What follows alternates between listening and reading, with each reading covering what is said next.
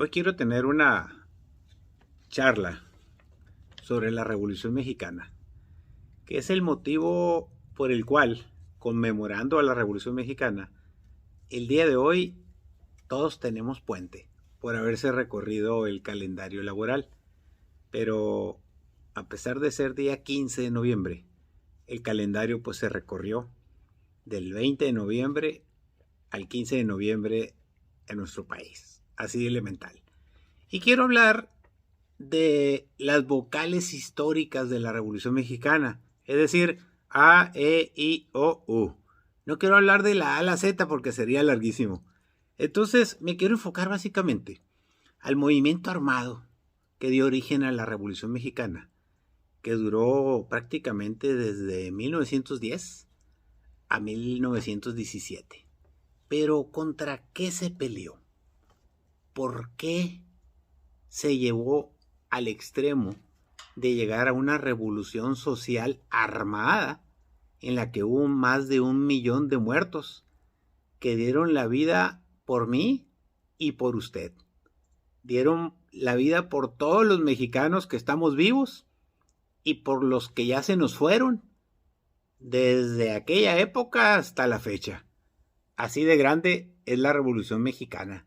Por eso hay quienes la denominan la tercera gran transformación en la historia de México, ahora que está de moda el tema de la cuarta transformación, pero quiero explicar los puntos finos de la Revolución Mexicana, como todos la conocemos, de 1910.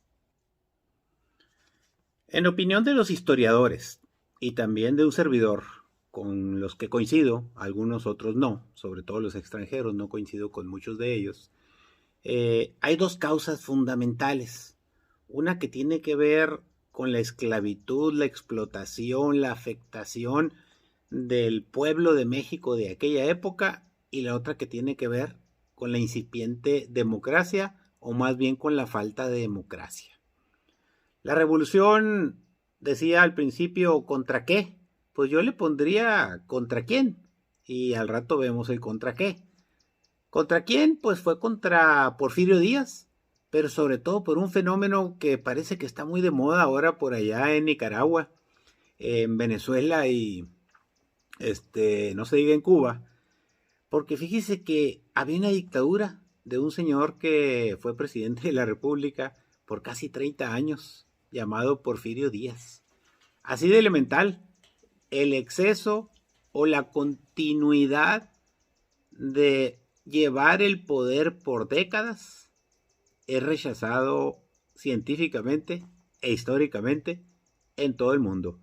Claro que hay otros países pues, que tardan mucho más en despertar de su largo letargo o sus problemas, como el caso de Cuba, ¿no? Que ya lleva 60 años, la dictadura del proletariado, como le llaman ahí, pero ese es otro boleto. Entonces, en el caso de la Revolución Mexicana, básicamente la causa que todos conocemos, voy a empezar por la más elemental, que es la democracia, o más bien la falta de democracia. Las trampas que hacía Porfirio Díaz para ganar las elecciones, era de esos scores que ganaba 99.9% a favor de Porfirio Díaz y el 0.01% a favor de los demás candidatos. O sea, era una farsa total. Y pues cuando llegó Francisco I. Madero y compitió y que dijo que le robaron las elecciones, que es algo que hasta la fecha, o sea, seguimos escuchando en los discursos políticos que nos robaron las elecciones, pues surgió el sufragio efectivo y la no reelección, encabezada por Francisco I. Madero, así de elemental, contra Porfirio Díaz. Y esto provocó el hecho de que Porfirio Díaz dejara el poder y llegara a la presidencia de México, Francisco I. Madero, que después todos sabemos, obviamente, de lo que pasó, que lo traicionaron los mismos militares, Victoriano Huerta, lo mataron y después vino la rebelión de todos los sonorenses y los militares, ahora contra el otro militar, contra Victoriano Huerta, que a quien también lo mataron, y así se fue dando. No le voy a hablar de historia, ni de las batallas, ni nada por el estilo, porque me quiero ir a la segunda causa.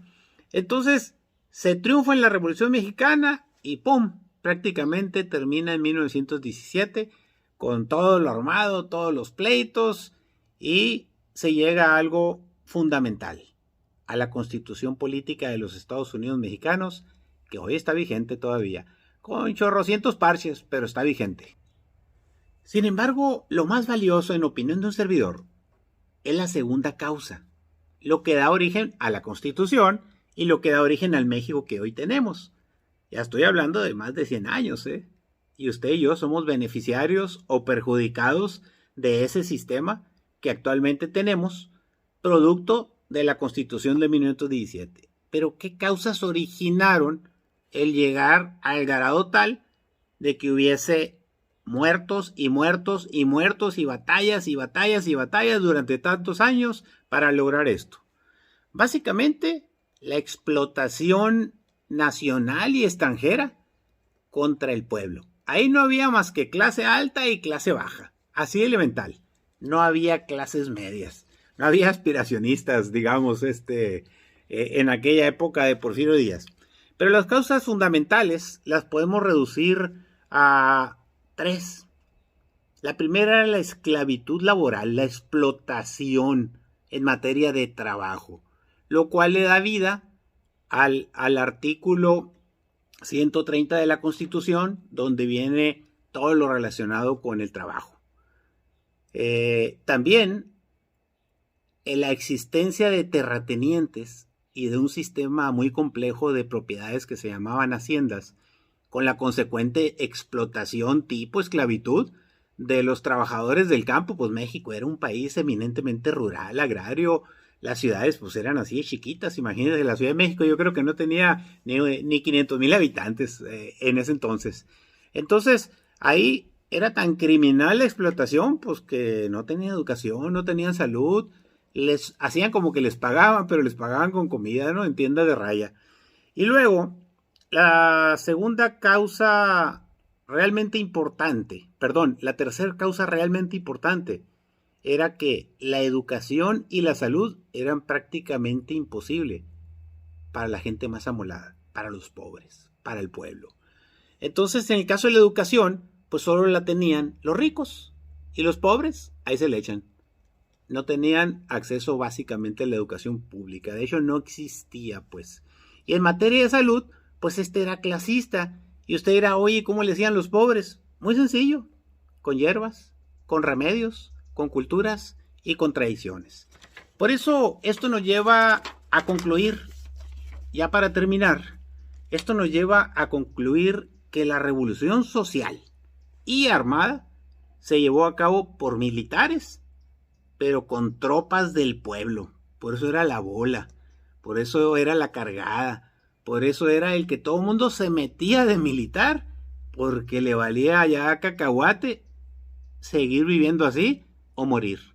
Y se la jugaron por usted y por mí, por las futuras generaciones. Y entonces surge la nueva Constitución y tenemos el país que hoy tenemos. Y aquí, a manera de colofón, no lo tome a bien o no lo tome a mal, solo son cuestionamientos y son los siguientes. Vamos hacia una quinta transformación en la historia de México. La cuarta realmente está logrando sus objetivos de transformar al país de fondo. No lo sé, solo usted tiene su propia opinión. Yo lo único que puedo decir es que hay un gran malestar con una segunda pregunta. ¿Será este el fin de la partidocracia? La gente al parecer ya no quiere a los partidos políticos. Va a tener que optar por elegir ciudadanos.